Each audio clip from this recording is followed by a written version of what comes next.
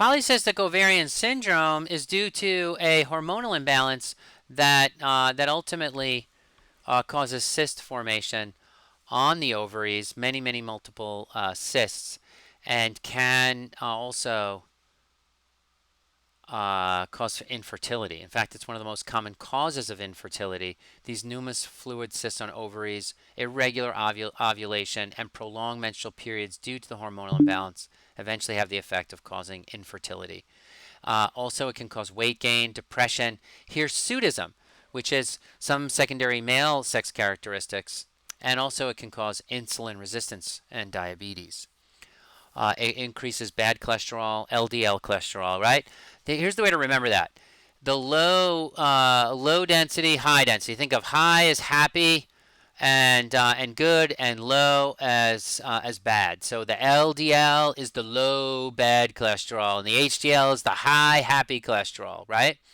So PCOS causes more of the bad and less of the good in cholesterol. And so we're looking at, it's sort of like metabolic syndrome kind of stuff here. Weight gain, insulin resistance, high cholesterol, high bad cholesterol, low good cholesterol.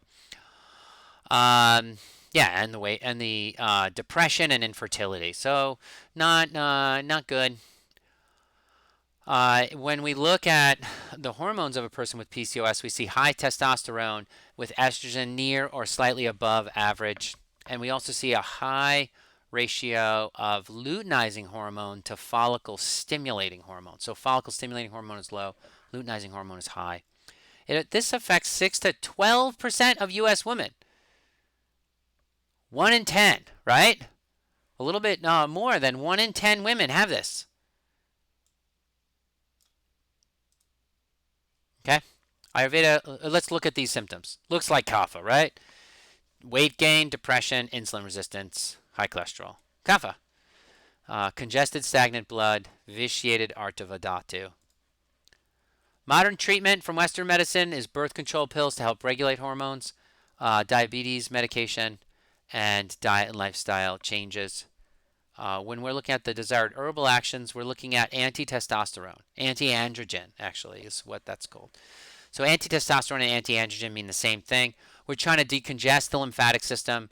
We want an anti-inflammatory and a hypoglycemic to deal with that insulin resistance and tendency towards diabetes.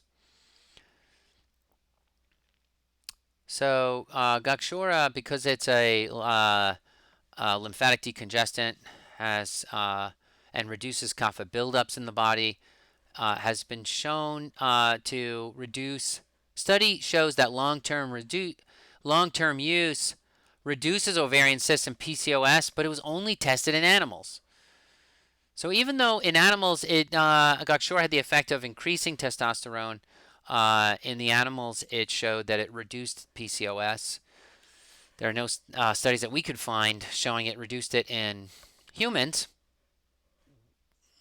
Here's some other herbs for PCOS, by the way: black cohosh, chaste tree, white peony, and licorice root. Licorice root is an anti-androgen. White peony is an anti-androgen, and yeah. Anyway, PCOS, weight gain, and oily skin. Here's our formula for Gokshura for Ashoka. Ashoka is going to be a bitter astringent that clears accumulations from the uterus, and it's also an analgesic. Gokshura. And just Ashoka is an all-around female reproductive regulator. So that's why it's here. Because we have Manjista for clearing the blood congestion. Do we need Ashoka too? Well, yeah, because it's a good female reproductive regulator. But if Ashoka was only a decongestant, we would just put Manjista. Camphor, highly aromatic, stimulates circulation, clears stagnation. And then we're going to throw in some bitter melon if the person is insulin resistant. Let's talk about Gokshura for depression and calming the nerves.